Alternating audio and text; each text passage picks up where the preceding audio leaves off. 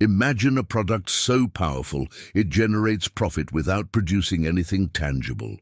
A product so invisible that most people don't even realize they're buying it every single day of their lives. That product is debt, and it has been deliberately crafted into the most profitable product in human history. It's funded wars, toppled empires, and quietly drained the wealth of ordinary people. The story of debt isn't just about economics. It's the story of money and power itself. Debt in its simplest form is a promise. You borrow today, you pay tomorrow. But in that promise hides the core of financial control: interest. Charging interest turns the future into profit. For thousands of years, societies struggled with this. Ancient Mesopotamians recorded debts on clay tablets, but they also held debt jubilees, wiping the slate clean because they knew when too many citizens were trapped, the whole system would collapse. But elites learned not to erase debt, but to weaponize it. In medieval Europe, the church banned charging excessive interest, but merchants and bankers found clever workarounds. By the Renaissance, powerful banking families like the Medici built empires not on land or armies, but on lending. They financed kings and popes, gaining not just money but political leverage. Debt was becoming the engine of power. The real transformation came in the 17th century with the rise of state debt. The Dutch Republic, fighting for independence, raised money by selling bonds to its citizens. Suddenly, war wasn't limited by the gold in a king's treasury. It could be financed indefinitely by selling the future. England copied this model, creating the Bank of England in 1694.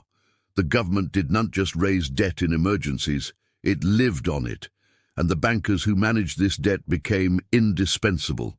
The profits were enormous. Lending to governments was the safest bet because they could always raise taxes to pay their creditors. Wars expanded empires, opened new markets, and created more opportunities for debt. It was a perfect loop. The more nations fought, the more they borrowed. The more they borrowed, the richer their creditors became. By the 19th century, the bond markets in London and Paris were the beating heart of global finance. Armies marched, ships sailed, colonies were conquered, all on borrowed money. As industrial capitalism spread, ordinary people were drawn into the cycle. Railroads, factories, and cities were built on credit. Workers earned wages from companies funded by debt and then borrowed to buy homes and goods. By the 20th century, debt wasn't just a tool for governments and tycoons. It became the everyday product sold to the masses. Mortgages, car loans, credit cards. The entire architecture of modern life was built to make borrowing the default condition of existence. And here's the hidden cruelty of it all. Debt doesn't just create profit once. Every interest payment is a transfer of wealth from the debtor to the creditor, from the many to the few, repeated month after month. Unlike a product you buy once, debt is designed to be permanent, to lock you into a cycle of payments that never truly ends. A house bought with a 30-year mortgage will cost 2 or 3 times its sticker price. A credit card bill rolled over can grow faster than your ability to pay it. What began as a promise becomes a trap. Debt isn't just a financial arrangement, it's the most successful business model in history. It requires no factory, no inventory, no raw materials. It generates wealth out of time itself. And the ones who understood this earliest, the merchants of Amsterdam, the bankers of London, the financiers of Wall Street, became the architects of our modern world. This system doesn't just manage debt. It manufactures it, expands it, and depends on it to survive. After World War II, this system went global. The IMF and World Bank were founded to lend money to nations, but behind the lofty rhetoric was a simple mechanism: debt as discipline. Countries could borrow, but only on terms dictated by their creditors. Entire national economies were told what to cut and what to privatize. Debt wasn't just profitable. It became a lever of political control. The rhetoric was about stability. The reality was dependency. At the same time, a quieter revolution was happening in our daily lives. Banks discovered a gold mine selling debt directly to households. The mortgage became the crown jewel of middle-class aspiration. Owning a home was now possible, but only by signing away 30 years of your future income. Buy now, pay later became the mantra. Debt was no longer shameful. It was the normal way to participate in prosperity. For banks, this was a steady stream of compounding profit. For governments, it created the illusion of endless growth. Selling credit was infinitely scalable. You just needed signatures on a contract. The danger, of course, was that the entire system became addicted to expansion. Banks didn't want debts repaid quickly. They wanted them rolled over and refinanced. The longer you stayed indebted, the more profitable you were. By the 1980s, the consequences were impossible to ignore.